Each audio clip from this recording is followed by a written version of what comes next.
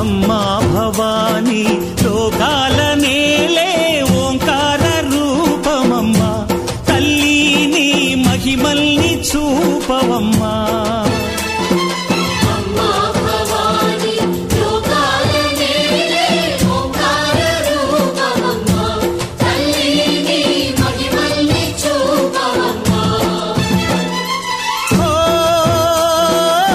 సృష్టికే దీపమా, శక్తికే మూలమా, సింహరథమే నీదమ్మా.